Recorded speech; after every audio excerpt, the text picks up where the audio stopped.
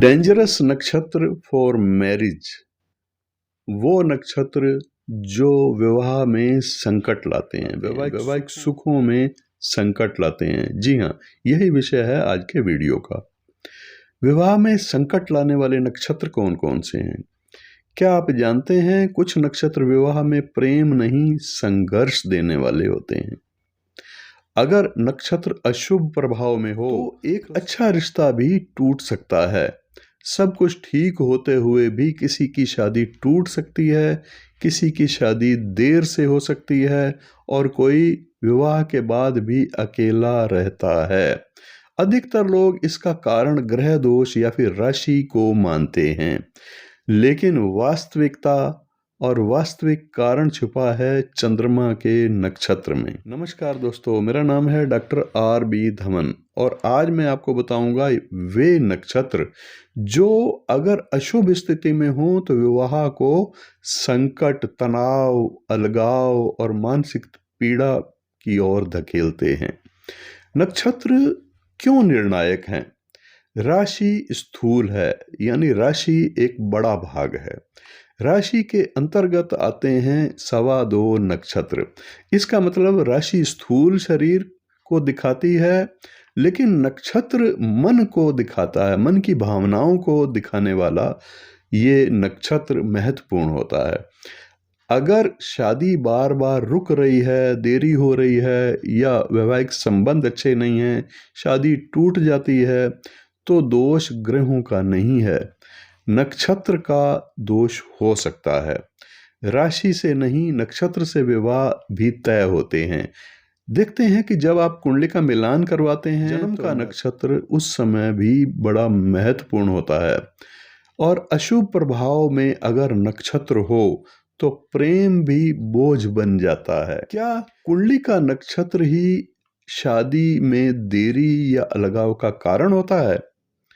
राशि नहीं, नक्षत्र वह गुप्त शक्ति है जो वैवाहिक सुख का भाग्य तय करती है।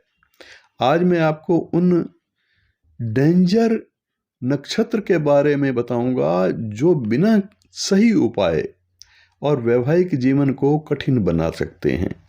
अधिकतर लोग केवल राशि मिलान करते हैं, नक्षत्र मिलान नहीं करते, परंतु विवाह का असली कारक मून नक्षत्र है, चंद्रमा का नक्षत्र, क्योंकि चंद्रमा मन, भावनाओं और रिश्तों का नियंत्रक ग्रह है। यही कारण है कि सही राशि होते हुए भी विवाह असफल होता देखा जाता है।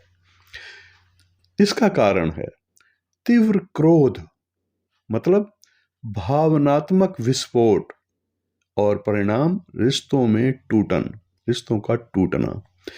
आर्द्रा नक्षत्र वाले प्रेम में गहरे होते हैं, लेकिन विवाह में भावनात्मक असंतुलन ला सकता है। ये नक्षत्र ठीक से मिलान ना किया जाए तो विवाह टूटने के योग। ज्यादा सच बोलना भी कभी कभी विवाह टूटने का कारण बन जाता है। दूसरा कारण है अभिमान। मूल नक्षत्रों में एक गंडमूल वाला नक्षत्र जिसको कहते हैं वो है मूल नक्षत्र। ये जीवन की जड़ तक हिला देता है। यदि साथी परिपक्व ना हो तो विवाह नहीं टिकता।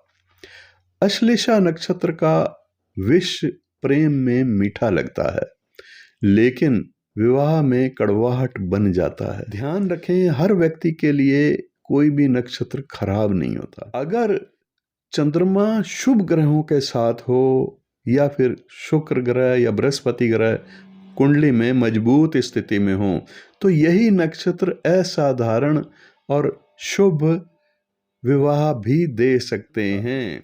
विवाह से दरअसल मन का संबंध है, इसलिए चंद्रमा का नक्षत्र विवाह का सबसे बड़ा कारक बन जाता है। यही कारण है कि कुंडली मिलान के बाद भी कभी कभी विवाह असफल हो जाते हैं, तब जब नक्षत्रों का मिलान ठीक से नहीं किया जाता। विवाह में संकट देने वाले नक्षत्र यदि चंद्रमा सप्तम भाव या शुक्र ग्रह पीड़ित हों जन्म कुंडली में। आर्द्रा नक्षत्र, विवाह में समस्या, तीव्र भावनात्मक उतार चढ़ाव रहेंगे। क्रोध और पश्चाताप का चक्र बार बार झगड़े और शब्दों से आघात का कारण बनेगा। आर्द्रा नक्षत्र वाले भीतर से बहुत संवेदनशील होते हैं, लेकिन जब भावनाएं नियंत्रण से बाहर हो जाती हैं तो विवाह युद्ध बन जाता है। सकारात्मक पक्ष भी है इसका। अत्यंत समर्पित भाव और सच्चा प्रेम करने वाले ये लोग होते हैं। उपाय भी है इनके लिए। चंद्रमा की शांति, चंद्रमा जिस नक्षत्र में है उस नक्षत्र देवता का मंत्र जप करवाएं या रुद्राभिषेक करवाएं। मौन साधना करें, दिन में जितना हो सके मौन रहें। मूल नक्षत्र, विवाह होने में समस्या, विवाह टूटने का डर, कठोर सत्य बोलना भारी पड़ जाता है इस नक्षत्र वाले को। अहंकार के कारण परिवार से अलगाव की स्थिति बन सकती है। मूल नक्षत्र जीवन की जड़ तक हिला देता है कभी कभी। ये नक्षत्र जीवन में सकारात्मक परिवर्तन भी लाने वाला है, ये इसका सकारात्मक पक्ष है। परंतु अगर दूसरा पक्ष परिपक्व ना हो तो विवाह नष्ट भी कर देता है। इस नक्षत्र, मूल नक्षत्र का सकारात्मक पक्ष भी है। आध्यात्मिक शक्ति सबसे अधिक होती है इस नक्षत्र वाले में। जीवन परिवर्तन की क्षमता भी बहुत होती है इस नक्षत्र वाले में। इसके बाद अश्लेषा नक्षत्र, विवाह में समस्या रहती ही है। भावनात्मक नियंत्रण का अभाव रहता है। संदेह, छुपी हुई नाराजगी भी रहती है और मैनिपुलेशन का स्वभाव दुख देता है। अश्लेषा का प्रेम मीठे विष जैसा होता है। शुरुआत मधुर होती है और अंत कष्टकारक होता है। इसका भी सकारात्मक पक्ष है। गहरी समझ होती है इस जातक में और रहस्य जानने की शक्ति भी होती है इस जातक में। अब ज्येष्ठा नक्षत्र, विवाह में समस्या रहती है, प्रभुत्व की लड़ाई रहती है, मैं सही हूं का भाव रहता है, विवाह में अकेलापन महसूस होता है। ज्येष्ठा स्वयं राजा बनना चाहता है, लेकिन विवाह में दो राजा नहीं चल सकते। पूर्वा फाल्गुनी नक्षत्र, विवाह में समस्या होती है।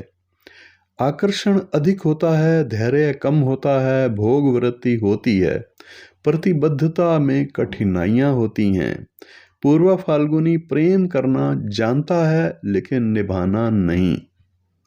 बहुत महत्वपूर्ण सत्य। ध्यान रखें, कोई भी नक्षत्र जन्म से खराब नहीं होता। अगर गुरु, शुक्र और चंद्रमा बलवान हो तो यही नक्षत्र अत्यंत सफल और सुखी वैवाहिक जीवन देने वाले हो सकते हैं।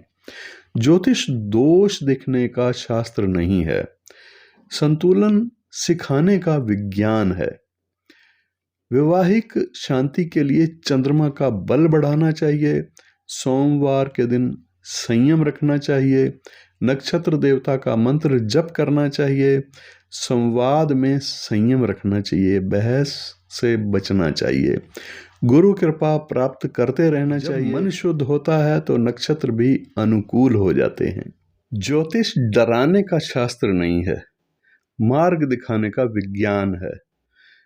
अगर आप अपना जन्म नक्षत्र जानते हैं तो अपना जन्म नक्षत्र कमेंट्स में अवश्य लिख दीजिए। अगले वीडियो में मैं आपको बताऊंगा कि आपके लिए सबसे उत्तम नक्षत्र वाला कौन सा जातक या जातिका हो सकते हैं जिससे कि वैवाहिक सुख के लिए आपको मदद मिले। आपके लिए वो नक्षत्र कौन सा हो सकता है।